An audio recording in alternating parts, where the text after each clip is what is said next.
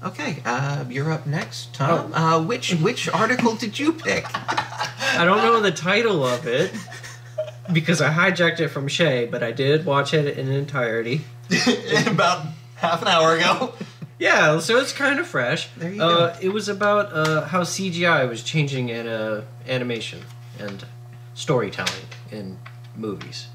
Mm-hmm. It starts off, they explain Disney movies and how they were kind of conservative, but not like political wise, just like that it was just like change is bad, you know, like there's usually a princess or something that usually gains her freedom by marriage, which when they explained it I was just like, that's odd, but yeah, that happens. Like that doesn't make any goddamn sense. It really doesn't. Like, well, as a kid you don't fucking notice that, but then when looking back on it as like a young adult, I'm like, the fuck? You know? Yeah. And so then they go into how the animation of CGI brings more movement to the camera, and you can actually do things with like characters, and you can do all these different shots, and how it actually started becoming liberal allegory, which I guess I can kind of see how they moved to that, where they actually were more conscious of the stories they were telling, and you know, it didn't just all become about a woman marries the man, the end. Like, you know? Yeah. Okay. Lilo and Stitch wasn't like that. Well, they didn't say all of them. They just gave a handful of examples, and for the most part, they fit. Yeah. Yeah. And they're based on fairy tales. True. The point that I got with like the kind of 2D hand-drawn animation they were saying is like most of the stories have a restoration shot, right? Where basically the final shot is the beginning bringing shot. back the beginning shot after it's been grayed out, decayed, whatever, and that's kind of why it's conservative. It's conserving the way of life that was from the outside threat that looked like it was going to take over in the middle of the story. Now that we have like 3D CGI models and animation, you can, as Tom was saying, have more movement in the scenes, and as the video was saying, more movement, more focus, and with that you can. I'm trying to think of how they phrased it, but basically you shy away from individual characters and move more towards a society base. I thought it was the other way. In 3D, you focus more on the characters themselves, and they were saying like how the stories now have an individual that can change society, and often it looks like a utopian society. Very often these characters go into a city, look bright, wide-eyed with the bustling metropolis, moving seemingly very efficient, but then find something morally wrong and bad about that, and how they then go under some journey to have the society accept that change. Whereas in the old 2D animation, the society is trying to repress and push away the change. I don't know. Those are the points they were making. Yeah. With the examples they provide, I'm like, interesting. Of course, there are always some outside to every... Exceptions to the rule. Exceptions to every rule. Thank you. Sorry. Sure, sure.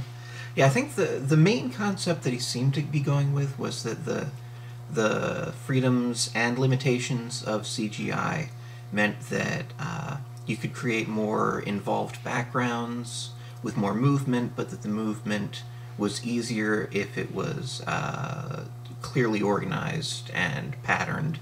Yeah, chaos is bad. And that somehow that influenced the story, because that suggests... did he say utopian or dystopian? I'm not really sure. Yeah. Everything in harmony. Yeah, I guess, but, you know, the rigid system, and then that would imply the liberal rejection of the rigid system. Does this sound about right to you? Yeah, I guess. It doesn't make much sense, but it sounds like what they were saying in the video. Yeah. It sort of makes sense. I'll definitely give him credit for saying that there's a bunch of other shit that caused these changes, you know. Mm-hmm. Yeah, I think the one is like society just wasn't aware of these changes until approximately when 3D modeling and CGI came about, and advances in CGI came about, which I'm like, yeah, you might be just conflating causation and correlation with some other events of that time, but Yeah. interesting to see how perhaps those ideas can then be applied to movies and plots given this technology and how it can, I don't know, I've lost my own plot in that sentence. Yeah, I think one thing that kind of maybe influenced the change from like woman marries prince storylines to, you know, that Wreck-It Ralph plus emojis or whatever the new one is probably has more to do with the fact that a lot of the companies that changed the face of what animation is now were not Disney. And not being Disney, they wanted to do something different from Disney to stand out. Yeah. And that meant doing something very different from the typical rigid Disney storyline. Main point in the favor of this is there were a lot of these movies before CGI, and they tended to be fairly liberal storyline-wise. An American Tale. Ferngully, The Last Rainforest. Exactly. Yes, Ferngully. So good. Oh, yeah. But yeah, American Tale is about Jewish immigrants who come to America and find it just as oppressive as the Russian Cossacks, and it ends with them literally driving their oppressors into the ocean Cool. to drown. Never saw it. It's okay for what it is. We saw it in the theater as kids, didn't we? Yes, we did. Wow. Yeah, but I think our Nana took us to see it. yeah. And to a lesser degree, All Dogs Go to Heaven has I'd say theologically liberal angle to it. I think I might have even like Shrek is an obvious one. It was CGI, but Yeah. it wasn't even like one of the first CGI movies. But I mean, clearly everything in that was an answer to Disney. Well, The villain was based on Michael Eisner and named Prince Fuckwad. there have been a few That's right. I videos forgot about that I've seen. And be Yeah. like, yep, Yeah, they really didn't like Disney. yeah. Well, it was a guy who had either gotten fired or quit in disgust from Disney. And you let him make his own movies, he's going to be like, yeah, Prince Fuckwad, yeah, fuck this guy. That's a good point. That's great. Yeah, you're right. I guess the examples in there were just kind of cherry picked from Disney, whereas everything else that Disney didn't do kind of had that more. Well, it was basically all these other companies did these other stories, and eventually those started getting more popular, so Disney had to, switch tracks to toe the line with everybody else. Which is weird because it makes Disney's change to more liberal storytelling a conservative choice. Yeah. It was safer. Huh. Oh, the Interesting. irony. Other new notes on this? Oh yeah, the Iron Giant is another example of a more liberal story. The anti-Cold War thing. Yeah. Yeah, and even Pixar, which it's a stretch to call Pixar liberal in their storytelling. They're owned by Disney.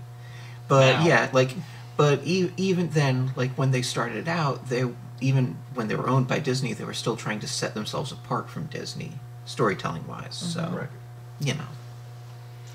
They even referenced that in Wreck-It Ralph too. When Merida from Brave is speaking, and Vanellope's like, "Does anybody understand her?" And then the other princesses are like, "She's from the other studio." Yeah, Like, that makes sense. Come on, guys! You really gotta poke fun at your other side. Like, come on. Why not? Yeah.